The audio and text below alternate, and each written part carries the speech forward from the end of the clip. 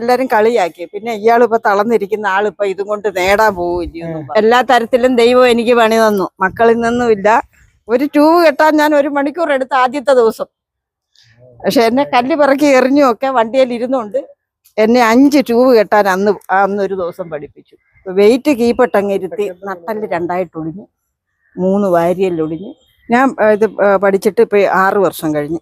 പിള്ളേർ രണ്ടും ചേട്ടനും വയ്യാത്തതായിരുന്നു. ചേട്ടന് ഇതിന്റെ പരിപാടിയായിരുന്നു. ചേട്ടനൊരു തടി എടുത്തതായിരുന്നു. തടി വീടിന്റെ ആവശ്യത്തിന് സ്വന്തമായിട്ട് 2-3 പേരെ തടി മുറിച്ചിട്ടിട്ട് എടുത്തപ്പം കൂടെ പോയ ആളങ്ങ് മുന്നേ ഒരു റബ്ബറും കുഴിക്കകത്ത് വീണു.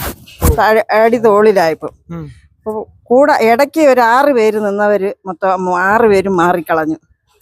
ചേട്ടനെല്ലാം നീളമുള്ളത് കൊണ്ട് ഏറ്റവും ബാക്കിലായിരുന്നു. വെയിറ്റ് കീപ്പിട്ടങ്ങിരുത്തി നട്ടല് 2 3 വാരിയല്ലൊടിഞ്ഞ്. ഇപ്പം 23 വർഷമായി. അപ്പൊ പുള്ളിക്ക് നേരത്തെ ഈ സെറ്റ് വർക്കിന്റെ പരിപാടിയൊക്കെ ആയിരുന്നു, മൈക്ക് സെറ്റിന്റെ പരിപാടി. അങ്ങനെ ഇരുന്നപ്പോഴാണ് നമുക്ക് പിള്ളേർക്കും ചേട്ടനും കൂടെ അന്ന് എന്നെ MLA ഫണ്ടിൽ നിന്ന് 75,000 രൂപ കിട്ടി.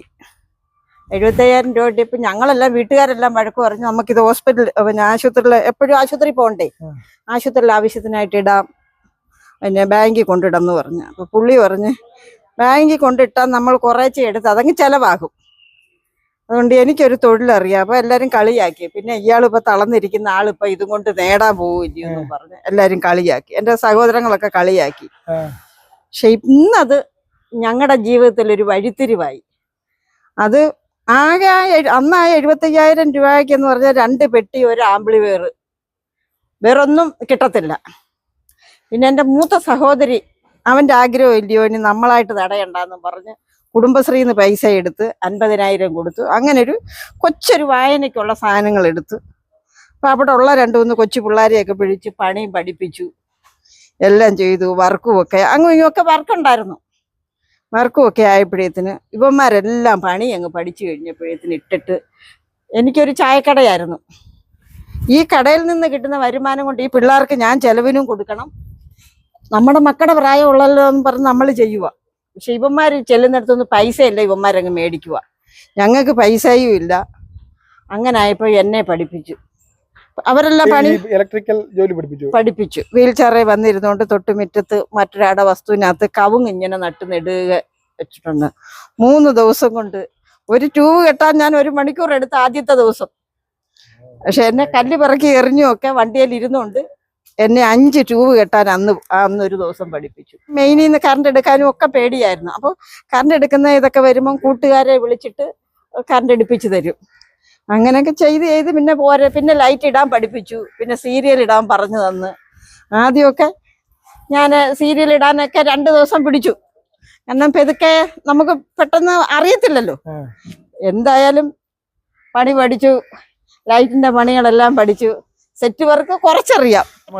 ഇളയ മോന 2 മക്കൾക്കും ബുദ്ധിമാന്യം ഉണ്ട്, ഓട്ടിസം ഉണ്ട് 2 പേർക്ക്. അന്നാവന്മാര് സ്വന്തം കാര്യങ്ങളെല്ലാം ചെയ്യുകയും ചെയ്യും. ആരുടെയും ആശ്രയം ഇല്ലാതെ എല്ലാ കാര്യങ്ങളും, ആരുടെയും ആശ്രയങ്ങളില്ലാതെ പിന്നെ ഒരു സെറ്റ് പരിപാടിയൊക്കെ വന്നാൽ ഞങ്ങൾ വീൽ ചെയറെ കൊണ്ടുപോയി കളഞ്ഞിട് വള്ളിയും കൂടെ എടുത്തുണ്ടോ വീൽ ചെയറിൽ പോയി ഞങ്ങളെല്ലാവരും കൂടെ ചെയ്യും. വലിയ സെറ്റ് പരിപാടി പുള്ളി വീൽ ചെയറിലിരുന്ന് എല്ലാം ചെയ്യും. ഞങ്ങളെല്ലാം സഹായിച്ചൊക്കെ കൊടുക്കും. അപ്പൊ അങ്ങനെ ഇങ്ങനെയൊക്കെ ഒരുമാതിരിപ്പെട്ട പരിപാടികളൊക്കെ ചെയ്യും. ആരും ഇല്ലേലും തന്നെ. വള്ളി എടുത്തുണ്ടോ? ഈ ഹൈറ്റിലൊക്കെ കേറുന്നതിനൊക്കെ നേരത്തെ പേടിയായിരുന്നു? ആദ്യമൊക്കെ പേടിയായിരുന്നു. ആദ്യമൊക്കെ കയറുമ്പം ഇങ്ങനെ ഈ വലിയ വയറ് ഞാൻ ഇങ്ങനെ പള്ളക്കൂടെ കെട്ടിയിട്ട് തൂണെ കെട്ടിയിട്ടാണ് ഇരുന്നിടുന്നത്. കാരണം ഈ ഓടിന്റെ പുറത്തൊക്കെ കയറുമ്പോഴേ ഒരു പക്ഷേ ഒന്ന് തെറ്റിപ്പോയാലോ. കഴിഞ്ഞ ഇലക്ഷൻ പരിപാടിയൊക്കെ ഉണ്ടായിരുന്നു. ദോഷമില്ലാതെ നമ്മൾക്ക് അരിവേടിപ്പിനുള്ളതൊക്കെ ഈ മേഖലയിലേക്ക് വന്നപ്പോഴേ മറ്റുള്ളവരൊക്കെ വിളിക്കുമായിരുന്നു സ്ത്രീയാണ്, അല്ലെങ്കിൽ അവർക്ക് അതൊക്കെ ചെയ്യാൻ? ആദ്യമൊക്കെ അതിശയമായിരുന്നു. ആദ്യമൊക്കെ ഞാൻ ചെല്ലുന്നിടത്തൊക്കെ മക്കളുടെ കൂടെ പഠിച്ച പിള്ളേരും ഒക്കെ ഉണ്ട്. എല്ലാവരും വന്ന് എന്നെ സഹായിച്ചു തരും ഒക്കെ ചെയ്യുമായിരുന്നു. അമ്മ തന്നെ ചെയ്യണ്ട, ഞങ്ങളും ചെയ്തു തരാമെന്ന് പറഞ്ഞ് കൂടെ വന്ന് സഹായിക്കുകയൊക്കെ ചെയ്യുന്നു. പക്ഷെ ഇപ്പം എനിക്ക് ആരുടെ ആശ്രയം വേണ്ട. ഇപ്പം എല്ലാം തന്നെ ചെയ്യും. നമ്മൾ ചെയ്തേ പറ്റൂ. എല്ലാം ഇപ്പം പഠിച്ചു. ഒരുപാട് വീടുകളായോ ഇപ്പോ? ഇതെല്ലാം നമ്മുടെ വീടുകളൊക്കെ. ഇവിടൊക്കെ എന്തുണ്ടേലും ഞാൻ എടുത്ത അന്ന് തൊട്ടേ നമ്മളെ വിളിക്കത്തുള്ളൂ. ഇതിന്റെ ആവശ്യമേ ഉള്ളൂ. ഞങ്ങൾക്ക് പരിപാടി കിട്ടുവന്നേ പറ്റൂ. ഞാനിതില്ലെങ്കിൽ പിന്നെ പുള്ളിക്കാരന് മരുന്നും കാര്യങ്ങളും ഒക്കെ വേണമേ. എല്ലാം യൂറിൻ എടുക്കുന്ന എല്ലാം ട്യൂബ് വഴിയാ. അപ്പൊ എപ്പോഴും നമുക്ക് മരുന്നും കാര്യങ്ങളും ഒക്കെ വേണം. അത് ഒന്ന് കിട്ടിയില്ലെങ്കിൽ ഞാൻ ഓട്ടോ ഓടിക്കാൻ പഠിച്ചു. അത് കഴിഞ്ഞ ഓട്ടോ ഓടിക്കാനൊക്കെ പഠിച്ചത്. ഒരു പുള്ളിയെ കൊണ്ട് 6 മാസം കൂടുമ്പോൾ ഞങ്ങൾക്ക് 2 പ്രാവശ്യമൊക്കെ ഹോസ്പിറ്റലിൽ പോകണമായിരുന്നു, മെഡിക്കൽ കോളേജിൽ. ഒരു വണ്ടി വിളിക്കുമ്പോഴൊക്കെ ഭയങ്കര പൈസയൊക്കെ ആവും. ഞാൻ പ്ലെയർ ഇത്തിരി പൈസ ആകുന്നതിന് ഒരു സെക്കൻഡ് ഹാൻഡ് വണ്ടി എടുത്ത് ഞാൻ വണ്ടി എടുത്തു കഴിഞ്ഞപ്പം വരുന്ന ഡ്രൈവർമാര് വന്നിട്ട് ദാ വരുന്ന ചേച്ചി ഇവിടെ ഇരിക്കെന്നും പറഞ്ഞിരുത്തിയിട്ട് പോകും. ഞങ്ങൾ അങ്ങനെ രാവിലെ 9 മണി തൊട്ടൊരു 3:30 വരെ ഞങ്ങൾ ഇതുപോലെ നട്ടം വെയിലത്തിരുന്ന് പുള്ളിയെ വീൽ ചെയറിൽ ഇരുത്തിക്കൊണ്ട് ഒരു ട്യൂബും കുടിച്ചു തമ്മനെ. അന്ന് തീരുമാനിച്ച് ഓട്ടോ ഓടിക്കാൻ പഠിക്കണമെന്ന്. അന്ന് ഞങ്ങളുടെയൊക്കെ പ്രായത്തിൽ കമ്പ്യൂട്ടർ ഒന്നും ഇല്ലല്ലോ. എല്ലാരും പറഞ്ഞ് കമ്പ്യൂട്ടറൊക്കെ ഭയങ്കര കിട്ടത്തില്ല, എടുക്കാൻ ലേണേഴ്സ് എഴുതാൻ പറ്റത്തില്ല എന്നൊക്കെ പറഞ്ഞ് പേടിപ്പിച്ചു. എന്തായാലും ഞാൻ പോയി ലേണേഴ്സും എഴുതി ഡ്രൈവിങ്ങും പഠിച്ചു. 10 വർഷം കൊണ്ട് ഓട്ടോ ഓടിക്കുന്നു. ഇപ്പൊ 1.5 വർഷമായി ടൗണിൽ ഓട്ടോ ഓടിക്കാൻ ഇറങ്ങിയിട്ട്. വർക്കില്ലെങ്കിൽ ഓട്ടോ ഓടിക്കാൻ രാവിലെ ഇല്ല. ദൈവം നമ്മളെ തോപ്പിക്കാതിരുന്നാൽ മാത്രം മതി. ഓടുന്നിടത്തോളം നമ്മൾ ഓടും. എപ്പം നിൽക്കുന്നു അപ്പം ദൈവം വിചാരിക്കും നീ ഇവിടം വരെ ഓടിയാ മതിയെന്ന്. ചിക്കുന്നെന്ന് പറഞ്ഞാൽ ഒരു പെണ്ണല്ലയോ, ഒരു പെണ്ണല്ലയോ എന്നുള്ള ഒരു അവഗണനയുണ്ടായിരുന്നു.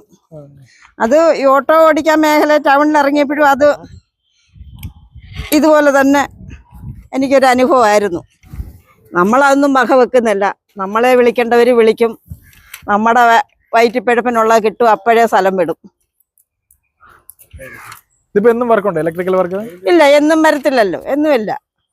ഇപ്പൊ പിന്നെ പൊതുവെ മൈക്കുകാർക്ക് പരിപാടി കുറവാ. എല്ലാം പന്തലുകാരൊക്കെ ഒന്നിച്ച് അവർക്ക് സാധനങ്ങൾ ഉള്ളതുകൊണ്ട് അവരാ മേഖല വയറിന്റെ തുമ്പിഞ്ഞ് പിടിച്ചേക്കളെ. ഇപ്പൊ എല്ലാം സെറ്റുകാർക്കും പന്തലുകാർക്കെല്ലാം സെറ്റുണ്ട്. വീട്ടിലെ വരുമാനം ഞാനേ ഉള്ളൂ. എവിടെ വീട്? കടക്കാമൺ കോളനിയില്, അംബേദ്കർ കോളനി, സുശീല, നന്ദു ഭവൻ, പത്തനാപുരം പിയു. സുശീല. മക്കളുടെ പേര് നന്ദു, മനു, 2 പേര്. ചേട്ടൻ വീട്ടിലാണോ? ചേട്ടൻ വീട്ടില. ഇപ്പൊ നടക്കത്തൊന്നുമില്ല? ഇല്ല, വീൽ ചെയറില്ല. ഇവിടെ വീൽ ചെയർ ചാർജ് ചെയ്യിക്കാത്തോണ്ട് അല്ലേ എപ്പോഴും ഞങ്ങളുടെ കൂടെ വന്നേനെ ഇവിടെ. ചേട്ടനും കൂടെ വരും? കൂടെ വരും. ഇപ്പൊ നമുക്ക് ജില്ലാ പഞ്ചായത്തിന്റെ ഒരു വീൽ ചെയർ കിട്ടിയായിരുന്നു. പക്ഷെ അതാ കഷ്ടിച്ച് ചാർജ് ചെയ്യിക്കത്തില്ല. ഒത്തിരി പണിത് പൈസ കളഞ്ഞ് നമുക്ക് ചാർജ് ചെയ്യിക്കത്തില്ല. അത് ജീവിതമേ ഇതൊക്കെയാണ്. ഒരുപാട് അനുഭവിച്ചു അല്ലേ?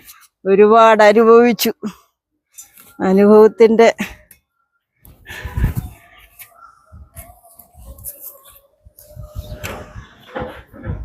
എന്നാലിപ്പോ സന്തോഷമല്ലേ? നമുക്ക് വന്നപ്പം എല്ലാ തരത്തിലും ദൈവം എനിക്ക് പണി തന്നു. മക്കളിൽ നിന്നുമില്ല.